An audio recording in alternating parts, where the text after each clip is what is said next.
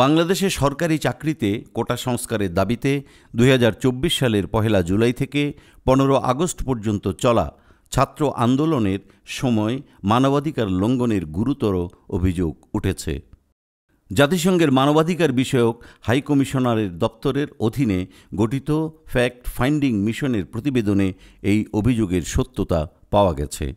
সাবেক প্রধানমন্ত্রী শেখ হাসিনার নির্দেশেই জুলাই আগস্ট অভ্যুত্থানে নির্বিচারে গুলি চালিয়েছে আইন শৃঙ্খলা রক্ষাকারী বাহিনী।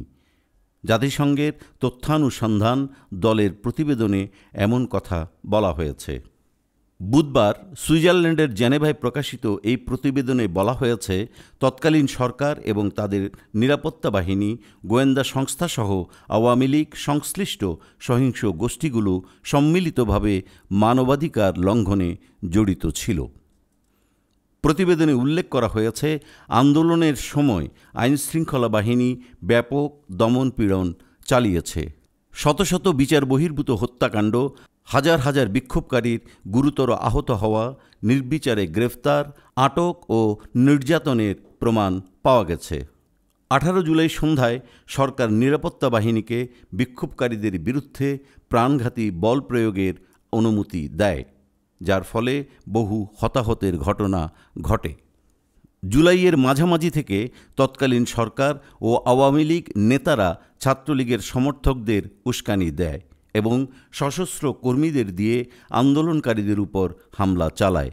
আন্দোলনরত ছাত্ররা প্রতিরোধ করলে নিরাপত্তা বাহিনী আরও কঠোর অবস্থান নেয়। ১৭ জুলাই ঢাকা বিশ্ববিদ্যালয়ের এক বিশাল বিক্ষোভে পুলিশ ও সশস্ত্র সরকারি সমর্থকরা অতিরিক্ত শক্তি প্রয়োগ করে, যা আন্তর্জাতিক মানবাধিকার আইনের সুস্পষ্ট লঙ্ঘন। এরপর আন্দোলনকারীরা দেশব্যাপী ধর্মঘট ও অবরোধের ডাক দিলে সরকার দমনপীড়ন আরও বাড়িয়ে দেয়।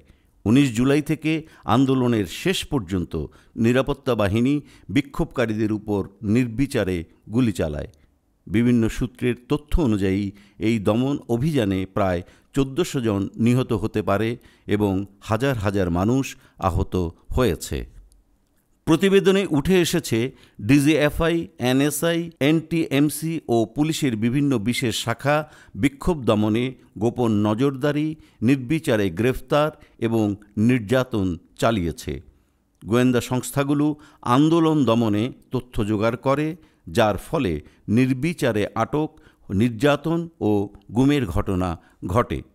OHCHR এর প্রতিবেদনে বলা হয়েছে, সরকার মিডিয়া নিয়ন্ত্রণে কঠোর অবস্থান নেয়। টেলিযোগাযোগ নিয়ন্ত্রণ কমিশনের মাধ্যমে ইন্টারনেট ও সামাজিক যোগাযোগ মাধ্যম নিয়ন্ত্রণ করা হয়, যাতে আন্দোলন সংক্রান্ত তথ্য প্রচার সীমিত থাকে। সাংবাদিকদের উপরও নির্যাতন চালানো হয় এবং গণমাধ্যমগুলোকে সরকার বিরোধী সংবাদ প্রকাশ করতে নিষেধ করা হয়। প্রতিবেদনে বলা হয়েছে, মানবাধিকার লঙ্ঘনের ঘটনাগুলো ছিল একটি সুপরিকল্পিত পদক্ষেপ, যা তৎকালীন প্রধানমন্ত্রী ও স্বরাষ্ট্রমন্ত্রীর প্রত্যক্ষ নির্দেশে সংগঠিত হয়েছে। সেনাবাহিনী, পুলিশ ও গোয়েন্দা সংস্থাগুলো যৌথভাবে এই দমন অভিযান চালায়। এমনকি উচ্চপদস্থ কর্মকর্তারাও অতিরিক্ত বল প্রয়োগের বিষয়ে উদ্বেগ প্রকাশ করলেও সরকারের উচ্চ পর্যায় থেকে কোনো ব্যবস্থা নেওয়া হয়নি। বর্তমানে অন্তর্বর্তীকালীন সরকার মানবাধিকার লঙ্ঘনের ঘটনায় বিচার প্রক্রিয়া শুরু করলেও বিভিন্ন আইনি জটিলতার কারণে তদন্তে বাধা সৃষ্টি হচ্ছে বলে প্রতিবেদনে উল্লেখ করা হয়েছে।